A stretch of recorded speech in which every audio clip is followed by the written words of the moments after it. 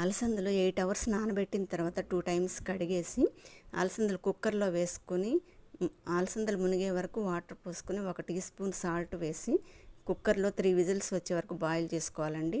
Steam అంతా పోయిన తర్వాత నీళ్ళని వడగట్టుకోవాలి. ఒక కడాయి తీసుకొని స్టవ్ మీద పెట్టి 2 టేబుల్ స్పూన్ ఆయిల్ వేసి ఆయిల్ హీట్ అయిన తర్వాత అందులో 1/2 టీ స్పూన్ ఆవాలు, 1/2 టీ స్పూన్ జీలకర్ర వేసి ఫ్రై చేయాలి.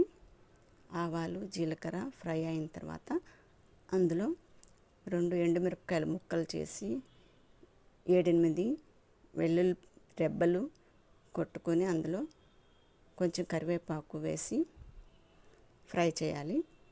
ఈ పోపు అంతా ఫ్రై అయిన తర్వాత అందులో మనం వడగట్టి పెట్టుకున్న అలసందలు వేసి 2-3 మినిట్స్ ఫ్రై చేయాలి. ఆ పోపు అంతా అలసందలకు పడుతుంది.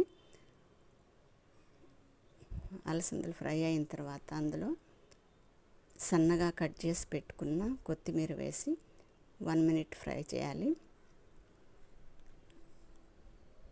అంతేనండి, అలసందలు గుగ్గుళ్ళు రెడీ అవుతాయి. ఇవి పిల్లలకి పెద్దలకి మంచి హెల్తీ స్నాక్ అండి. తర్వాత సర్వింగ్ బౌల్లోకి తీసుకోవాలి. పిల్లలు స్కూల్ నుంచి రాగానే హెల్తీ స్నాక్ ఇవ్వండి.